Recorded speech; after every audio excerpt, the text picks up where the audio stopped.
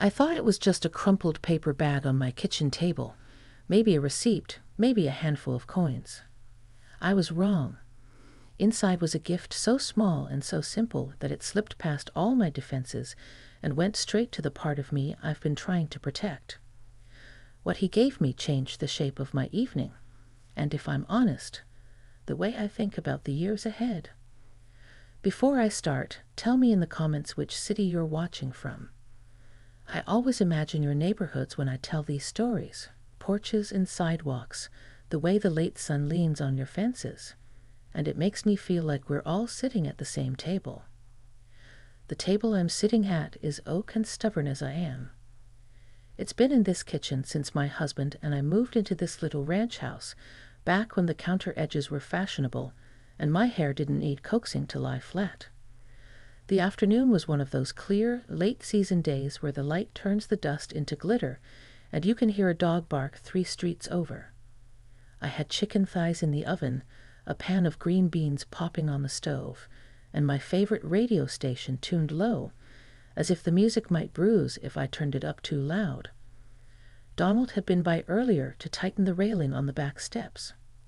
He's my neighbor, the sort who still checks the weather by looking at the sky and the smell of the wind. He's handy in that careful way that comes from years of undoing and redoing old things until they behave. There's a gentle rhythm to our conversations, like the way the screen door breathes open and shut when he steps out to check if the level bubble sits exactly between its lines. He never makes me feel small for asking. I never make him feel like I'm keeping score. That's the agreement we've arrived at without ever saying it out loud. The only sound out of step with the afternoon was my phone, which chimed with a message from my son. Mom, running late.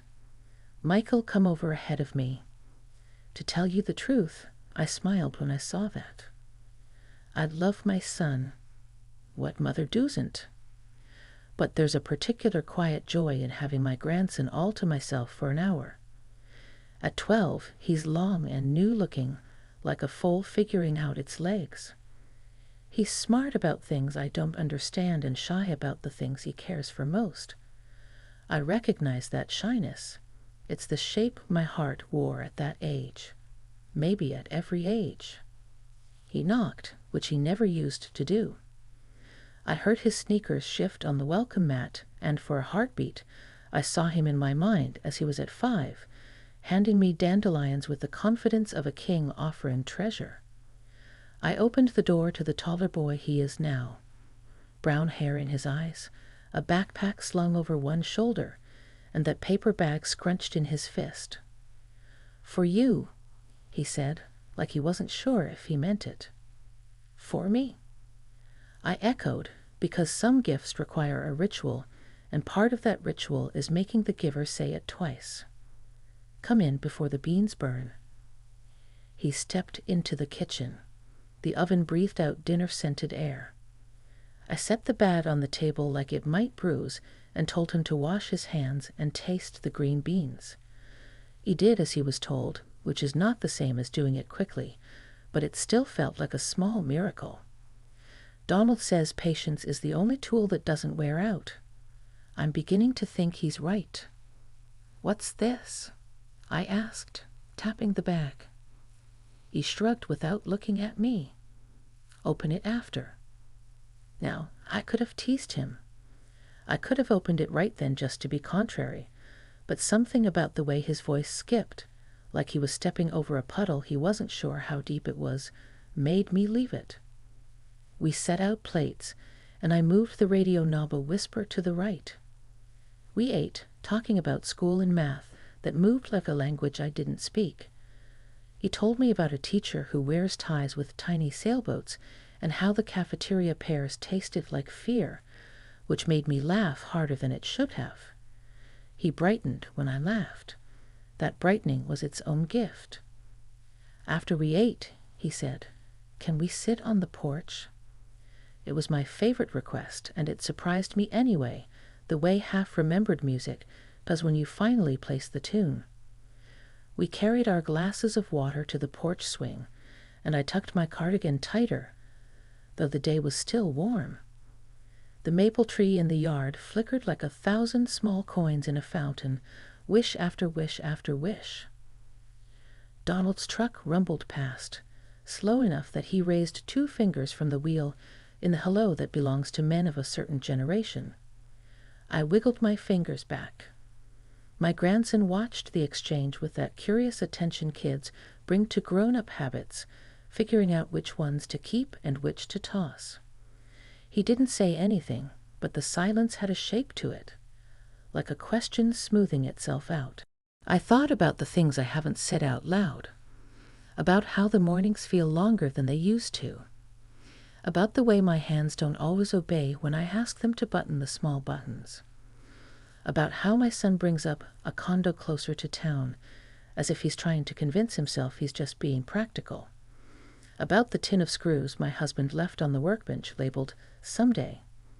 Sometimes I stand in the garage looking at that tin, and I say, "Someday," back, just to feel like I'm keeping a promise. "What's in the bag?" I asked finally, smiling to ease him. You can't keep a grandmother in suspense. We weren't built for it. He reached into the bag, and I caught a flash of twine and the sweet pennies and paper smell of the hardware store. He pulled out a small glass jar, one of those jelly jars with the quilted pattern, a bundle of folded papers tied with the twine, and something carved from light wood, no bigger than a robin's egg. The carved thing was a bird, not perfect. Wing a little thicker on one side than the other. The belly rounded so carefully you could feel the patience sanded into it. It was simple in a way that made me want to cry, like a child's sing-song rhyme that you suddenly hear as a prayer. When he put it in my palm, the weight was almost nothing, and yet it felt heavier than the jar, heavier than the papers, heavier than the way the afternoon leaned toward evening. I made that in shop, he said, looking at the porch steps instead of my face. The jar is just stuff. You can look. I twisted the lid. Inside were seeds, tiny comma-shaped things, some that looked like pepper, some like bits of moon. They rattled softly when I moved the jar. On the lid, written in the black, careful print of a boy trying to be a man, was a word. Hold fast. It took me a second to think of the place I knew that word from. My husband used to say it to the tomatoes, like a benediction, when he tied their stems to the stakes. Hold fast. Stay. Grow. Don't give up. I put my thumb against the edge of the lid and closed my eyes. And the papers? I asked, whisper soft. He nudged them toward me. The twine slid like a violin string between my fingers. I untied it, unfolded the bundle. 10 slips of notebook paper, each cut with determined scissors, and each with a line of that same black, careful print. I read them, one by one, while a neighbor down the block started their mower, and the sky began to peach at the corners. Walk with me. Any day. I'll carry the groceries. No complaining. I'll fix your phone when it gets weird. I'll sit quietly if you want quiet. I'll talk loud if you want laughter. I'll plant the seeds with you, front or back. I'll listen to Dad if you don't feel like it. I'll make lemonade. I'll change the porch light bulb. I'll be there. Somewhere around, I'll sit quietly if you want quiet. The tears did that thing they do now, where they show up with no introduction, like old friends who know where the glasses are and pour their own water. He saw. He pretended not to. That's its own kind of consent, if you will, permission to feel what's true without anyone rushing to cover it up.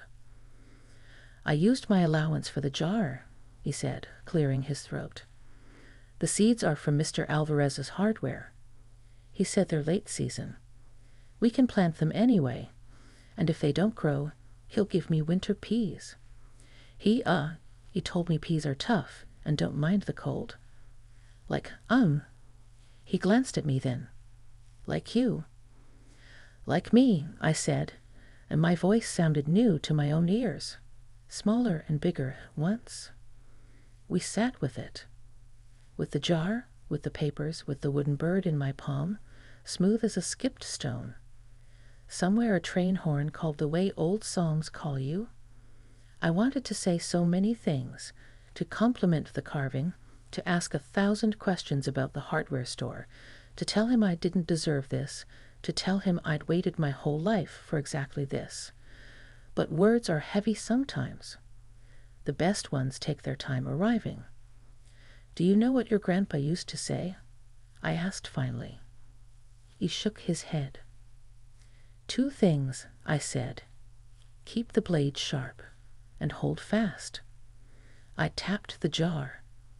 You wrote that without knowing you'd make me hear his voice.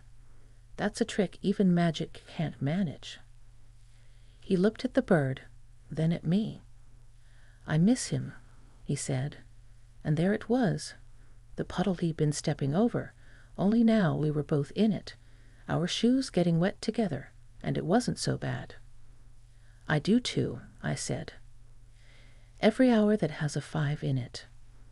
That made him smile, which made me laugh, which made him laugh, and the neighbor's mower sputtered off like it was embarrassed for intruding. The porch swing creaked forward and back. I put the little bird on the railing. It looked ready to fly and also like it might be perfectly happy just watching the yard with us until the stars came. There's a kind of tension that doesn't come from anger. It comes from 2 people trying to offer the best of themselves without stepping on the other's toes. That's what I felt right then. He was giving me time, which is the only currency that never loses value. I wanted to accept without making him think I needed saving. Pride and gratitude, arm wrestling across a checkered tablecloth. Tell me what you want me to redeem first, I said, fanning the slips like cards. I don't want to waste a good coupon. He rubbed the back of his neck. The walk, he said. We don't have to go far. Just down to the corner and back.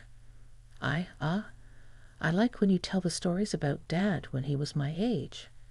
He never finishes those stories himself. That's because he can't decide whether to make himself the hero or the fool, I said, and we laughed again for the same reason, and also different reasons. All right, the walk it is. Behind us, the kitchen light clicked on by its timer. The house glowed like it was proud of us. I stood and my knee complained, but only a little, and when he reached out, I took his arm because there's a difference between needing help and allowing connection. That difference is everything. We went down the steps together, me marking each one like a small victory, him pretending it was only the rhythm of the swing that made his hand stay steady. We walked to the corner. The sky had the color of peach flesh near the pit, deep and a little bruised. A woman watered her petunias with one hand and scrolled with the other. A man wrestled a stubborn trash bin that probably had opinions about everything. The world spun, unbothered by our small sacred errand. Hold fast, I said, half to the tomatoes I didn't plant this year and half to myself. Hold fast, he said back, as if it were a password to a secret club where the membership dues are kindness and showing up. At the corner, we turned. He asked about his father, about whether he was ever quiet like this, and I told him the times he was, and how he learned that quiet doesn't mean nothing is happening. We passed Donald's place again. His porch light snapped on. He was inside. I could see him moving, slow and square-shouldered the way old linebackers do, setting a mug on the counter, wiping the same spot twice. Comforting habits are the stitches that keep the day from unraveling. My phone buzzed. A message. Traffic. 20 minutes. You too okay? I thought about writing back that we were better than okay, that the evening had decided to be important. Instead, I wrote, we're walking. See you soon. The truth doesn't always need a trumpet. Sometimes it just needs to be lived. Back at my porch, I tucked the jar of seeds into the crook of the railing where the wood makes a small shelf, and I slipped the stack of coupons into the crack at the edge of the screen door so the breeze wouldn't take them. I could feel the weight of the bird in my pocket. Their combined smallness made a weight big enough to anchor me. That's the trick of simple gifts. They pull you toward the part of yourself that remembers how to be held. We went inside to wait for my son. My grandson stood at the sink and washed the dishes without me asking, and I dried them, and it felt like we were practicing a dance older than both of us. The radio played something from the 70s, and I told him your grandpa once put a quarter on the turntable arm to keep the needle from skipping, and he laughed like only kids can laugh at the strange solutions of the past. When we'd finished, he looked around the kitchen like a carpenter assessing a room. You know, he said, if the porch light is on a timer, we can set one inside so it looks like you're home when you're not. Or just two, like turn on the hall lamp at dusk. I can program it on your phone. That one, I said, feeling the evening settle around us like a good shawl. Let's make the hall light kinder. He pulled his phone from his pocket, and I brought mine, and we stood shoulder to shoulder while he showed me where to tap and how to slide the little digital toggles. His patience reminded me of Donald's bubble on the level, always waiting for the tiny green eye to settle between the lines. When the hall light obeyed the new rules we'd given it, we both nodded like generals who'd successfully captured a small but strategic hill. My son arrived with a gust of cooler air and apology in his voice, but the apology hit soft ground. The evening was already good. We ate leftover cornbread while he told a story from the office that I politely pretended to understand. My grandson and I wore the secret of our walk like matching pins under our jackets. Later, after they'd gone, after I had rinsed the last glass and fluffed the couch cushions and checked the door out of habit more than worry, I took the wooden bird from my pocket. I set it on the sill above the sink where the sun comes in strong in the morning. I put the jar beside it and looped the twine around both like they were sitting for a portrait. I don't know how to tell you this without sounding like I've been reading too much poetry, but that little bird looked back at me with a kind of brave stillness, as if it knew that someday is made out of 1,000 small todays, as if it knew that the years ahead aren't a cliff, they're a path, and the trick is to keep walking, even when your knee clicks, especially when your heart does. Before I turned out the kitchen light, I picked up the stack of coupons and slid the first one out. Walk with me. Any day. I tucked it under a refrigerator magnet shaped like a tomato.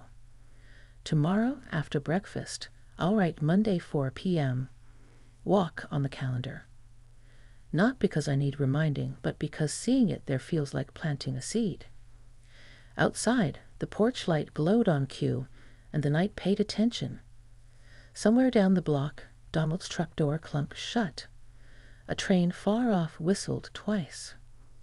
I stood at the window, the bird and the seeds and the quiet promise of that small stack of papers behind me, and let myself feel the bigness of a simple gift.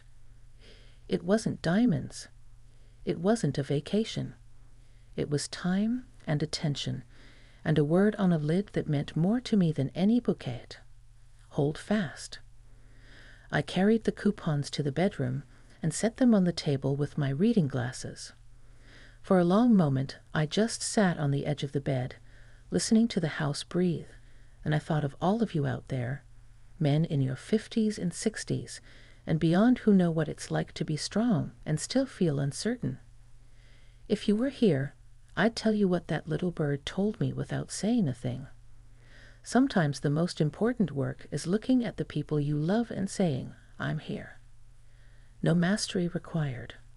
No right answers needed. Just presence.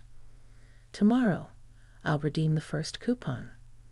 I'll lace my shoes, open the door, and step into the quiet street with my grandson, who is teaching me how to be brave in a way only the young can teach the old. And if the seeds we plant don't sprout before the frost, well, Mr. Alvarez says peas are tough. And so I'm discovering, am I? The next morning greeted me with a kind of quiet that felt almost deliberate. The sunlight wasn't rushing through the curtains like it sometimes does, but instead it trickled in, warm and slow, like honey from a spoon. I sat up slowly, my body making its usual complaints in the knees and shoulders, and for a moment I just looked at the stack of little coupons on my nightstand.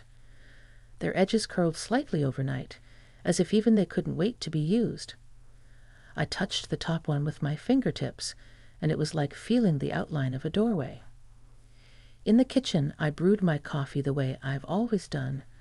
2 scoops of grounds, 1 spoon of sugar, and a careful pour of hot water. The smell filled the house, earthy and rich, carrying me back to mornings long ago when my husband would whistle at the stove, his hair still damp from a shower. But today was not about remembering only. It was about living. That thought surprised me, and I cradled it carefully as I sat down at the table with my mug. The little wooden bird sat on the sill by the sink, wings slightly uneven, yet proud in its stillness. Next to it was the jar of seeds. The word on its lid, "Hold fast," stared back at me, and I whispered it under my breath as if it were a prayer. "Hold fast," I said, testing the strength of it. The word fit me better today than it had yesterday. By the time the clock hands lined up at 4, I had pulled on a simple red dress from my closet. It wasn't fancy, just soft cotton that draped easily, but wearing red made me feel alive, like I was declaring something without saying a word. My grandson came through the door without knocking this time. In his hand were 2 apples, their skins shining like polished coins. "For the walk," he said, shy but pleased. "Good thinking," I told him. "We'll need the strength for our great adventure." We set out, side by side, his stride long and quick, mine careful but steady. The afternoon air carried a crispness that hinted at the season's change. Somewhere a neighbor was burning leaves, and the faint smoke curled in the breeze, sharp but familiar. A dog barked in the distance, and children's laughter floated from a backyard, the kind of sounds that anchor a neighborhood in memory. We didn't walk far at first, just down to the corner and back, but each step felt significant. He asked questions as we went. "Grandma, what games did Dad play at 12? Did he ever get in trouble at school? What kind of sneakers did he wear?" Each answer I gave seemed to paint his father in colors he hadn't seen before, bright, ordinary, imperfect colors that made him more real. I told him how his father once carved initials into the old oak tree at the park and got caught by the groundskeeper. How he once stayed up all night reading under the covers with a flashlight until the batteries gave out.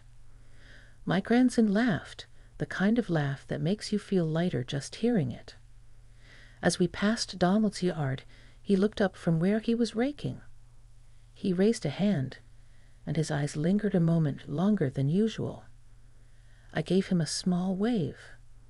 My grandson leaned closer and whispered, "He knows." "Knows what?" I teased. "That today is important," he said, like it was the most obvious thing in the world. At the corner, we sat down on the low brick wall beside Mrs. Lang's flower bed. Her marigolds were still blooming, orange and gold flames against the cooling air. My grandson reached into his pocket and pulled out one of the slips of paper. "I'll be there. It read." He placed it gently in my hand. "This one's for today," he said. I couldn't hold back the tears this time. They rolled easily, unashamed, and he didn't look away. Instead, he leaned against me, solid and warm, and together we just sat in that moment. The silence between us was not empty. It was full, like a bowl brimming with something you don't want to spill. On the walk back, I spoke words I had held inside for years. When your grandpa got sick, I was terrified. I didn't know how to picture life without him. But walking with you today, I see it differently. Life doesn't end when someone leaves, it just shifts. it becomes full in a new way. He squeezed my hand, his face serious and thoughtful. "Grandpa would be proud of you," he said softly. Back at the house, I set the jar of seeds on the porch step. The word on the lid caught the fading sunlight, and I felt a tug in my chest. I had unscrewed the lid and poured a few seeds into my palm. They looked so small, so fragile, and yet they carried the weight of possibility. Together, we pressed them into the soil of the flower, patting the earth firmly over them. My grandson grinned. "They'll grow," he said confidently. "Even if it's late, they'll try." I laughed through the tears. "Yes," I said, "they'll try." The rest of the evening unfolded with a softness I hadn't felt in years. Inside, my grandson washed the dishes without me asking. I dried them, and we fell into a rhythm that felt like a dance handed down through generations. The radio played an old song from the 70s, and I told him how his grandpa used to put a quarter on the turntable arm to keep the record from skipping. He laughed, shaking his head in disbelief at such a strange little trick. When my son finally arrived, apologizing for the traffic, I only smiled. The evening was already full. No apology could disturb it. We ate leftovers together, and I watched as my son and grandson shared a quiet glance, one that told me they understood each other just a little better now. Later that night, after the dishes were done and the house had quieted, I stood at the window looking out at the porch light glowing faithfully on its timer. The wooden bird perched on the sill seemed to glow in the soft light, watching over me. I realized then that his gift wasn't just the bird or the jar or the slips of paper. It was the reminder that life still has corners to walk, seeds to plant, and moments to hold fast to. I carried the stack of coupons into my bedroom and set them beside my reading glasses. I slid out another slip, "Walk with me," any day, and pinned it to my calendar. Not because I would forget, but because seeing it there made the promise feel even more real. Before bed, I whispered the word that had carried me through the day, the word written in my grandson's careful hand, the word that now belonged to both of us. Hold fast. And to those of you listening tonight from your own porches, your kitchens, your quiet corners of the world, I'll say this: don't underestimate the power of a small gift. A carved bird, a jar of seeds, a child's promise to be there. These are the treasures that keep us steady, the ones that whisper when the world feels heavy. You're not alone.